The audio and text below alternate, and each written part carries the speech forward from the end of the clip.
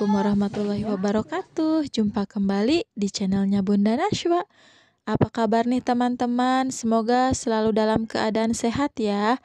Dan semoga selalu dipermudahkan dalam segala urusannya. Amin. Seperti biasa ya teman-teman, di sini saya mau menjelaskan seputar perwarungan ya. Pembahasan kali ini yaitu mengenai kebiasaan-kebiasaan yang sering dijumpai bahkan dilakukan sama kita ya, tapi kita tidak menyadari bahwa kebiasaan itu bisa merugikan warung sembako kita. Nah, di dalam usaha sembako, kita tahu ya betapa pentingnya menjaga keseimbangan antara keuntungan dan pengeluaran, baik itu pengeluaran untuk belanja maupun pengeluaran untuk pribadi.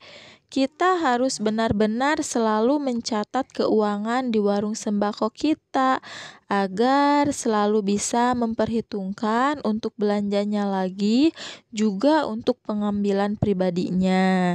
Jadi harus terhitung dengan rapi agar usaha sembako kita terus berkembang dan tidak merugi. Namun terkadang masih ada saja hal sepele dari kebiasaan kita yang tidak kita sadari bahwa itu akan merugikan usaha sembako kita. Nah, kebiasaan apa saja sih yang sepele namun akan merugikan usaha sembako kita? Yang pertama, tidak selalu mengecek nota belanjaan. Nah, kebiasaan yang kurang baik ketika kita sudah berbelanja, kita lupa untuk mengecek kelengkapan barang yang kita beli. Kita merasa malas untuk mengecek nota belanjaan, atau misal, nanti saja gitu ya, dinanti-nanti. Nanti keburu ada yang beli barang itu, kemudian langsung dibuka dan langsung diberesin, dan akhirnya lupa untuk mengecek kelengkapan barangnya, apakah barangnya ada sesuai dengan nota belanjaan atau tidak. Apalagi kalau kita belanjanya melalui sales atau distributor.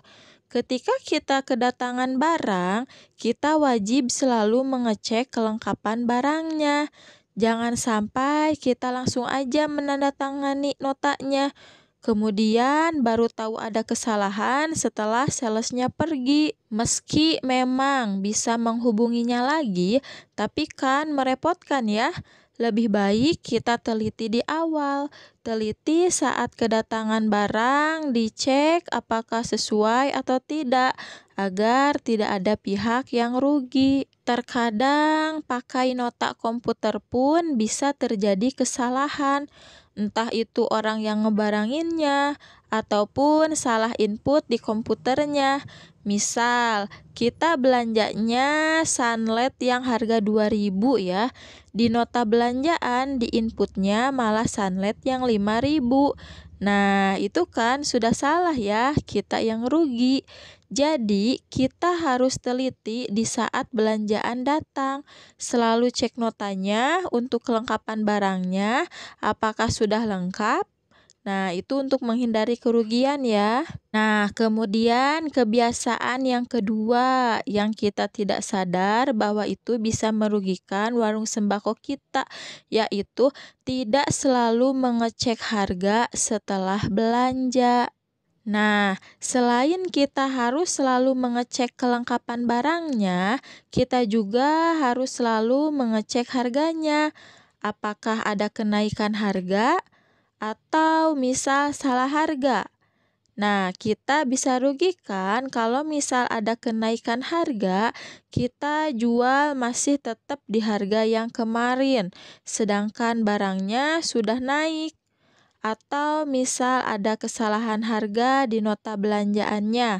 Kalau kita belanjanya pakai nota yang manual, yang dengan tulisan tangan, kadangkala ada kesalahan pas ngasih harganya ya. Atau misal dari total harga seluruhnya.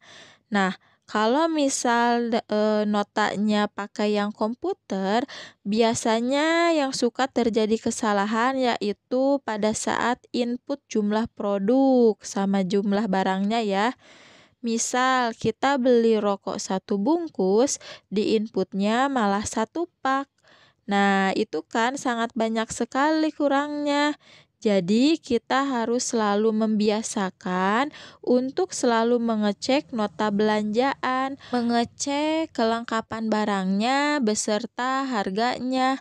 Harus selalu teliti agar tidak ada yang dirugikan, baik kita sebagai pembelinya maupun agen atau grosirnya yang menjualnya. Kalau misal kita kelebihan barang atau salah harga yang lebihnya pada kita, kita juga harus membenarkannya ke agen atau grosir kita belanja ya. Kita harus jujur. Jangan jujur ketika kekurangan barang aja, tapi ketika kelebihan pun kita harus jujur. Dengan begitu akan menciptakan kepercayaan yang lebih kuat antara grosir dan kita. Nah, kemudian yang ketiga, kebiasaan yang bisa menimbulkan kerugian di warung sembako yaitu menunda-nunda pencatatan pengambilan barang untuk pribadi. Nah, contohnya seperti ini ya. Misal kita lagi masak, kemudian kehabisan garam atau minyak ya.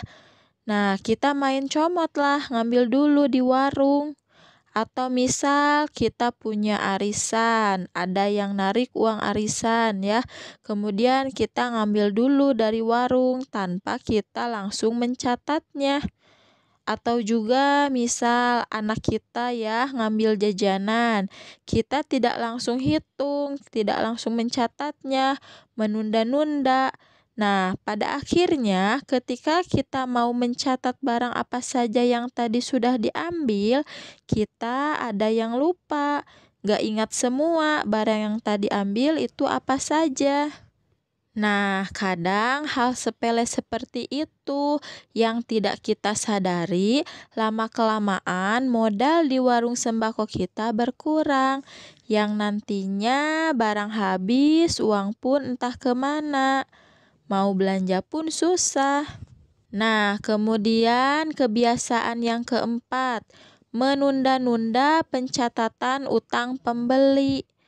Nah, meski kita tidak melayani utang kepada konsumen kita, ada kalanya konsumen kita ketika membeli barang, uangnya kurang. Kurang di sini bukan berarti udah dibuat-buat dari rumah konsumen belanjanya mau kurang ya. Misalnya hanya kurang Rp1.000. Nah, kita harus segera mencatatnya. Meski dia tidak pernah berhutang sebelumnya, kalau misal dia ke warung kitanya tidak langsung pada hari itu juga, kita tidak akan lupa karena sudah ada di catatan kita. Dan nantinya ketika mengingatkan ke konsumennya juga enak ya, memang ada di tulisannya. Kita tidak takut untuk mengingatkannya juga.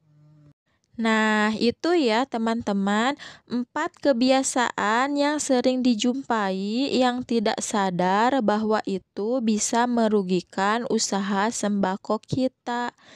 Ini juga berdasarkan pengalaman saya pribadi ya, dan saya juga masih dalam tahap belajar untuk terus berkembang yang lebih baik.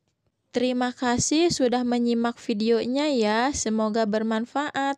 Jangan lupa dukungannya untuk like, komen, dan subscribe-nya.